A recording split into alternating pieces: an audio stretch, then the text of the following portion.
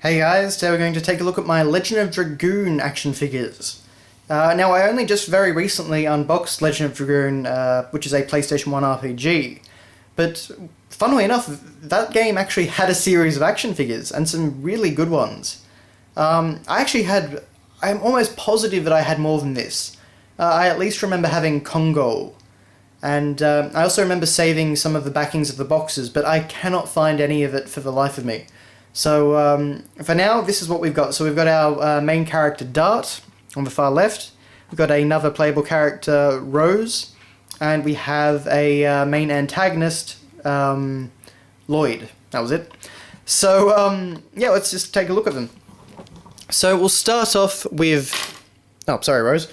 After moving everyone over here, we'll start off with Dart. And unfortunately, once again, he's lost his arm, just like half of my other action figures.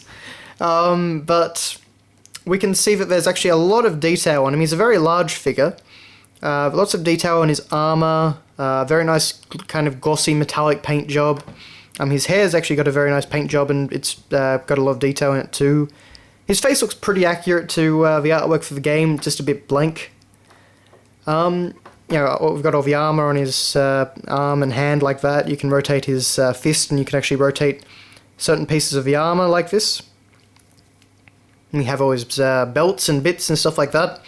We've got all this, you know, the little shin guards like that, and we've got his boots, which are again very, very detailed indeed. And yeah, so the biggest problem with this figure is that all these little bits, or at least a lot of them anyway, come off. So these little shin guards here, they come off. And let's see if I can actually get that back on. Yes, that one's not too difficult. And his hand here, that will actually come off. I'm not going to do it because it's kind of annoying to get back on, but now we also have other bits of his armor, like these. And basically this is supposed to go up here by using this little tiny tab, and it's supposed to fit in there, but it's almost impossible to get back in. And then this one, I believe, is supposed to go over here. However, because they came off once, I can never get them back on. So it's a bit difficult, unfortunately. Now, sadly, the only thing that you can't actually put back together, stupidly enough, is his hand. So you can see that it just it's just not going back on there. There's no like pin or anything to stick in there. It's just gone. So the only way to get it back on would actually be to glue it. But unfortunately, that's his sword-holding hand. Although that's probably why it's the hand that came off.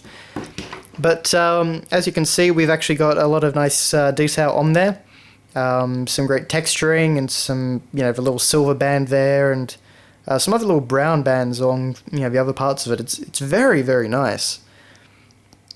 And if I can pry the sword from his hand, you can see that that's also very detailed and quite long as well, actually. A little bit sharp too, for a plastic sword. But very nicely detailed, very nicely painted. These figures are just a very good standard of quality.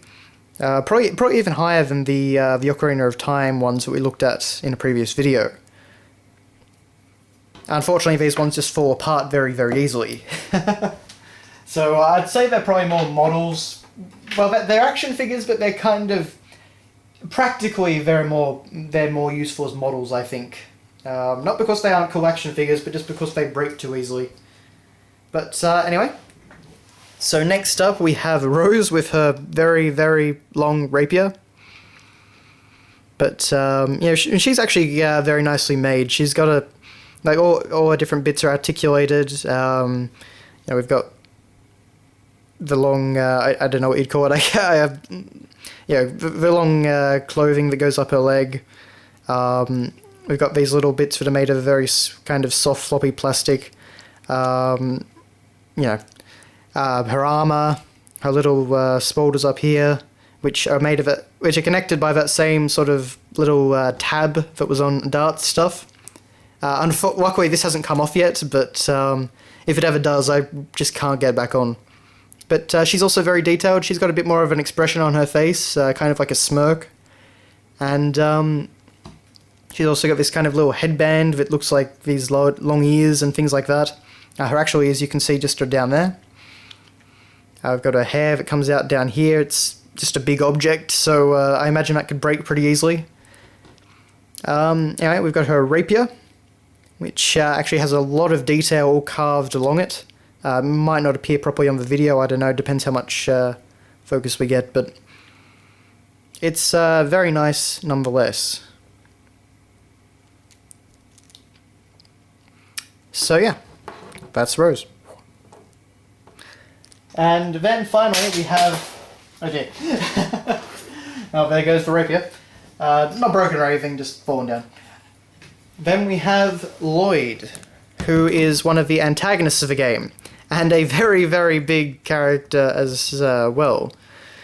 So, if I can actually... I might just have to hold him there for now.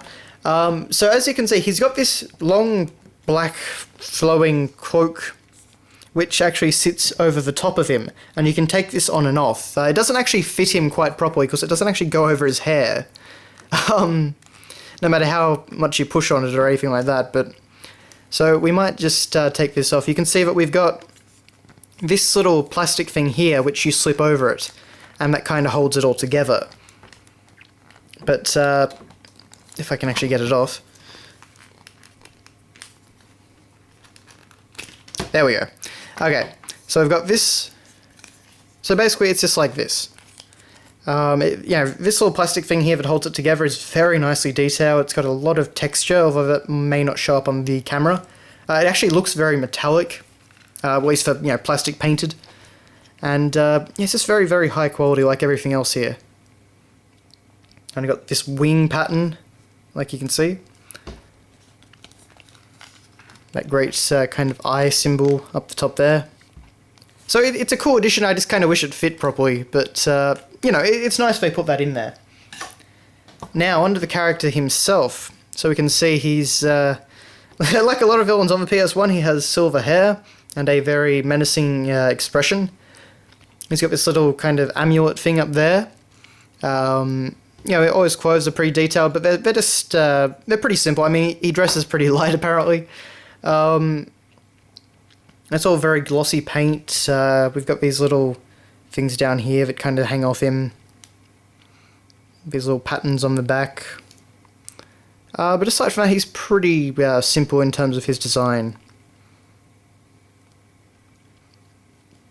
But one thing that's definitely not simple is the fact that he's got this giant flaming sword. And this is definitely a very cool addition. This is definitely what would have made me buy the figure.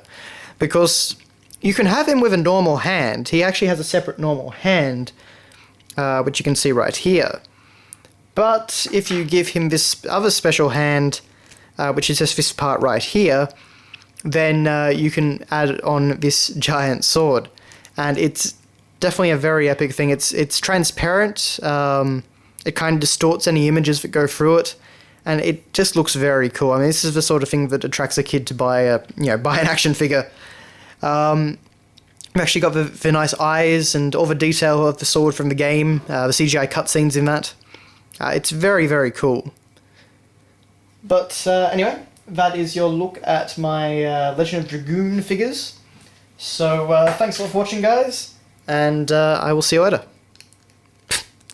I wish he had his sword hand.